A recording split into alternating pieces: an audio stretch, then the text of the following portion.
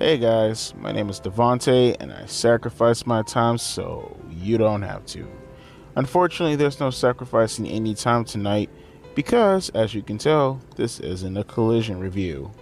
Unfortunately, I have this thing called life and I was living it. Smashing my old lady. Most likely might be posting the community posting a couple of weeks of her being pregnant again. It is what it is. Life goes on. I know, right? Pullout game was really weak tonight. Celebrate me, boys. But I come bringing with me gifts. Because instead of talking about gay ass collision tonight, we're going to talk about something a little bit more funner. L.A. Night. No. No. No, no, no, no, no, no, no. There's not going to be any yeah tonight. There's not going to be any yeah. Because I got some problems that I want to talk about that's been deep inside me. I mean deeper, like call me oh man, do you guys know like Misty Stone? Call me Caprice Styles. Call me some porn star name, because that's how deep inside me this emotion has been, and this conscious thought of LA Night has been bubbling inside me like a cooked up Taco Bell Nacho Supreme with a taco party pack boiling inside my gut, getting ready to be exploded all inside of a toilet. You guys are my toilet, and I'm about to explode all over you motherfuckers right now, because I have a couple of problems with LA Night. Now, on the offset, let me just say this like outright before people start like coming to conclusions about me, because you know how it usually goes. I like LA Night. I think LA Knight's one of the few superstars who gets a natural pop and naturally feels like a superstar. We are missing that professional wrestling nowadays. There are so many wrestlers who just go out there and they're average and they're just Joe Schmoes, and you couldn't tell them from a pack in the crowd. They're a dime in a dozen, the quintessential, hey, look at the shadow amongst other shadows. Like they don't stand out at all. Very few do, and that's why they're main eventers. But even some of the main eventers don't really stand out, whether you're talking about AEW or WWE, because unfortunately, they don't have anything to distinguish themselves from the pack. That's when LA Knight comes in. LA Knight gets one of the more legit pops that I've personally, as far as consistency is considered, have not heard since arguably the Attitude Era. You can say certain superstars like a CM Punk for an example, but even that eventually died down. Like LA Knight's getting a legitimate pop and it's consistent every single week. Even CM Punk can't say that, because for the most part, the people that give him loud reactions and loud ovations were Chicagoans, and that's because they're criminals, just like CM Punk for putting his boss's life in danger. Don't ask me, ask Tony Khan. He said it himself, right out of his Chia Pet's face. But LA Knight, with all the good that comes with him as far as crowd participation, crowd reaction, making the room feel a lot more energetic than it has any right to be, considering the current circumstances of professional wrestling being dim and just completely dead, or let's just say life support. Nah, I'll say dead. Slit his throat for me, if you will, guys. For all the good that comes with LA Knight, there are a couple of problems, and people are probably going to jump directly to every conclusion that some mouth breather who happens to breathe in water through his nose because he just wants to clean it. He wants to clean inside his brain. He feels like his brain is dirty. Probably walked in on his mom and his dad and realized that his mom was not really his mom, and it was another dude in a wig, and he's banging his dad. He has all these kinds of questions. He doesn't know what the fuck is going on. So he breathes in water to cleanse his brain. What the fuck am I talking about? Oh yeah, LA Knight. No, I'm not going to talk about Rock and Austin. That's a given. The impersonation happens to be there. That's what it is at the end of the day. I was one of the people in the early days of LA Knight, and seeing his growth throughout the company, throughout the duration of late 2022 into early 2023 into mid 2023 till we get to right now. I was one of the people that was saying that he was influenced by Rock and Austin. But let's just face facts. Especially after last night, if you couldn't see it, it's a blatant impersonation for the most part. Just switch. All he did was just take out the words and the catchphrases from the superstars and inserted his own words. And I like LA Knight, and I can't think of two better people to rip off than Rock and Austin. But it's no longer an influential thing, and it's now starting to turn into an impersonation. That "shut up, you're pathetic" thing he did just really screamed Stone Cold Steve Austin. It was so blatant. That whole "where you going?" Get back over here. That was straight up Stone Cold Steve Austin. And the way he moves and his hand gestures and his head talk and his head and his clothes and his glasses is just such a blatant rip off of The Rock. He doesn't even hide it. But again, if you're going to rip off someone that's Rock and Austin, I don't mind that. That's not my problem. My problem with LA Knight is that he's dropping the balls in He's dropping the ball in multiple categories that are very noticeable. First and foremost is promos. Now, I can't be the only one to notice that LA Knight promos, never mind the whole Rock and Austin spinoff thing, he stumbles a lot in his promos. Like, from a wordsmith standpoint, from a guy who's supposed to be the next coming of Muhammad Ali, who can just jump on the stick, and just spit while he's on the stick. Like, what's going on? I swear, when he was in NWA, I don't remember him fucking up as much as he's been fucking up on his promos lately in WWE. It's not even just the rhetoric and just stumbling over his words also. It's also the wordplay. It's really, really cheesy. Really, really, really lame shit that he's been saying on the microphone lately that I've been looking at and thinking to myself, what in the actual fuck is this? Is this supposed to be the Attitude Era guy? Because last time I checked, the Attitude Era guys don't go, I'm gonna hit you so hard your hair's gonna turn gray. That doesn't seem all too Attitude Era-ish. I mean, I could be wrong. I mean, it'd be kind of weird that I'm wrong, considering that I'm old enough that, you know, I lived through the era, and I can tell you, as a person who became a fan of professional wrestling because of the era, yeah, we didn't get weird, lame-ass jokes like that. I mean, say what you want about John Cena. He could be cheesy at times, but he was never that cheesy. Like, that's really cheesy. His wordplay has been really, really off, on top of the stumbling of lines, on top of the impersonation of Rock and Austin.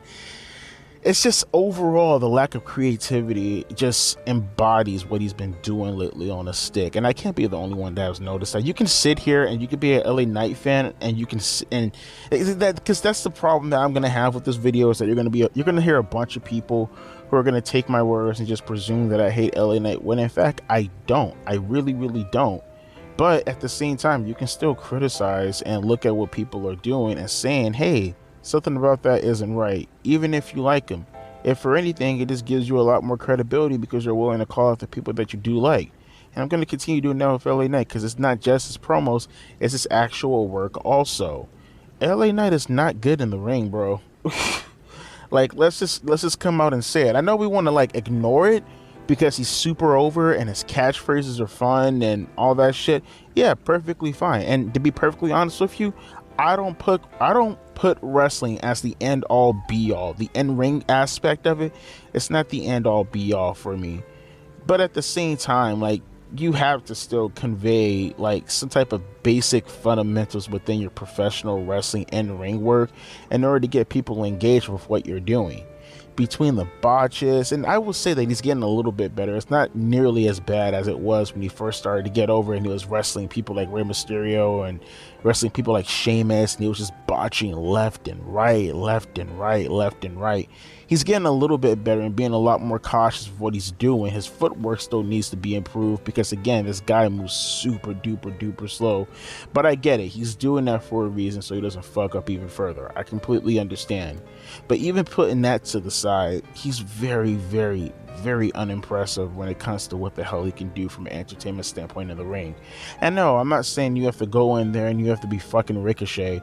I'm not saying you have to go in there and you have to be Dragon Lee. I'm not saying you have to be Will Ospreay, or as I like to call him, Will Aspreay. You don't have to be any of those things, but at the same time, you can't be slow and plodding and moving like you're in fucking 1936. You just can't do that. You have to be a lot more exciting in the ring. Again, Austin was incredibly limited once he broke his neck, but he was fun to watch because he was a brawler, and everything to Austin was a damn barroom brawl fight, every damn match. And I'm talking about Stone Cold Steve Austin because that's the person who he's constantly trying to rip off, right? Use him as an example then. Every wrestling match did not involve dives or any of that stuff. No, for Austin, it was a fight. Everything was a fight. Everything was punch, kick, throw you outside the ring. We're going to throw you against the stairs, throw you against the announcement table. We're going to take you in the crowd.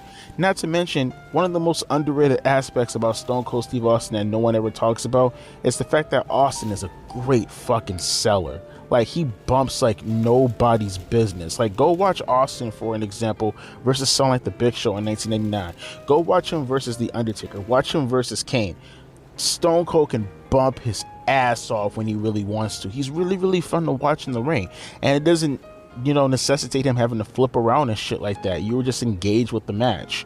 The Rock, something similar. He wasn't what I would call a 5-star performer. He wasn't a Chris Benoit. He wasn't an Eddie Guerrero. He wasn't a Kurt Angle. He wasn't a Chris Jericho. But at the same time, The Rock had charisma up the fucking wazoo. He had personality up the ass. So he didn't have to rely on having to do a bunch of flips and shit like that, because why? When instead he can go outside the ring and take some headphone sets for some commentators and put it on his head and start commentating his own beatdown. He'll do the punches and then spit on his hand. He'll wiggle his leg around and stomp on you.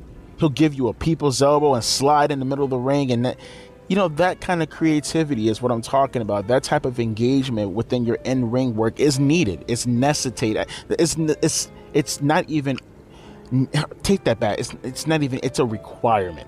It is a requirement to be captivating in the ring. My problem with in-ring work nowadays is people focus on the wrong things, and they all together start to follow each other doing those wrong things. That's my problem with professional wrestling nowadays when it comes to the in-ring aspect. But it still doesn't take away from the fact that the in-ring aspect is important. It's just these knuckleheads today in the wrestling business, in particular like AEW, they use the in-ring action as the end-all be-all, and they do all the wrong things, and then they just kill anything and everything for everybody, when the actual few that needs these kind of things won't get over because these bastards completely overdid it, and now these feuds, and no matter what company, is meaningless because they completely bury the aspect of what it means to do certain things in the match that is needed in order to get that feud and convey the feelings of what the fans and what the wrestlers are in the ring are trying to correlate with each other and connect with each other on.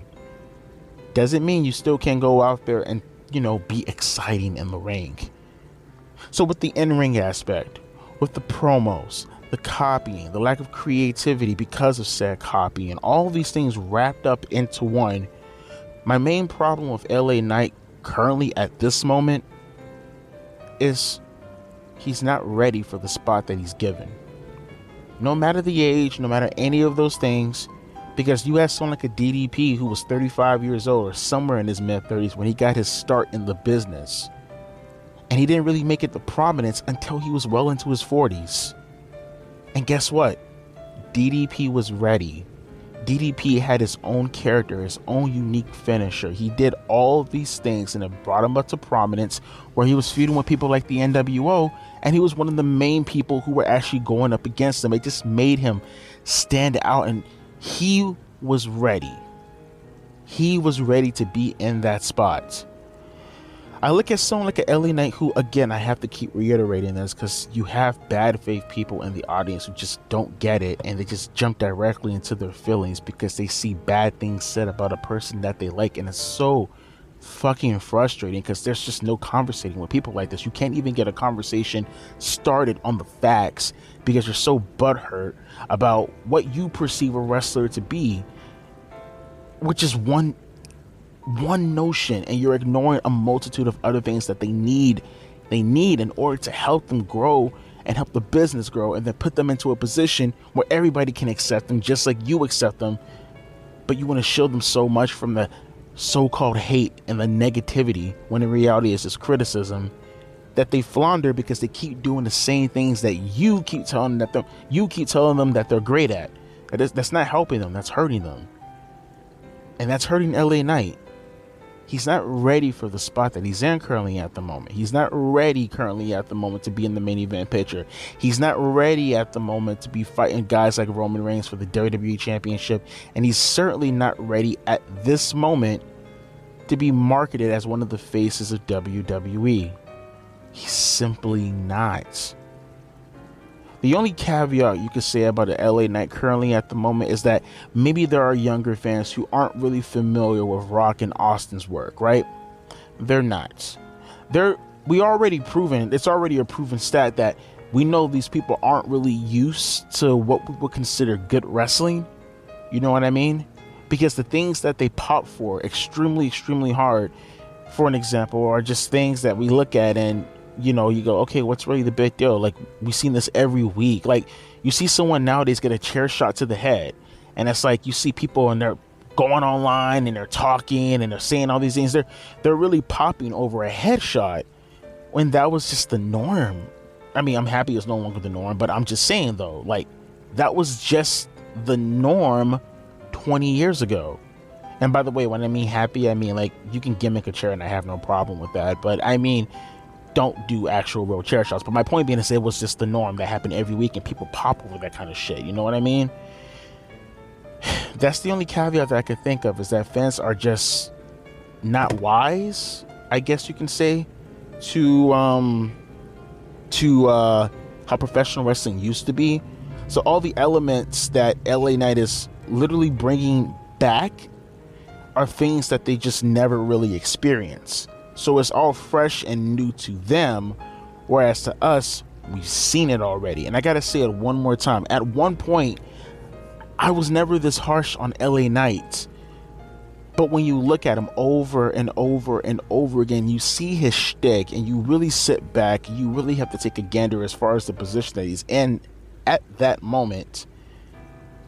Yeah, there's a lot of problems. There's a multitude of problems with LA Knight. And all it screams to me is that you're pushing him too hard and too fast, and you're giving him way too much for something he does not deserve currently at the moment. And it's gonna bite him in the ass. Sooner or later, man, shit will hit the ceiling. And I just want to see LA Knight personally grow and progress. I want to see him succeed when it's all said and done, because as I said in the beginning of the video, he does have a natural connection with the fans. He is indeed over. But don't let over be the end all be all for what you would consider being the final, you know, acceptance as far as professional wrestling overall. Being accepted by the fans and really not having the tools in order to, you know, convey any of those things you need to be, you know, further engaging with the acceptance of the fans. I mean, that's the equivalent of fans, you know, chiming over a jobber at the end of the day. You know what I'm saying? You know, people, you know, oh, let's cheer for Gilbert, for an example. It's just that LA Knight is a more capable worker than a Gilbert, in the sense that, you know, the stuff that he's currently doing at the moment. But at the end of the day, you know, philosophically speaking, that's the same thing with LA Knight. Just because you're over with the fans and accepted by the fans doesn't mean you deserve the position that you're currently in right now at the moment. And I just want to see him do better. And I want to see him get better. Let me know your thoughts down in the comment section below. I don't feel like I was being too harsh, but obviously that's my opinion. And you guys have your own opinion. As always, my name is Devontae. Deuces. P. Ice.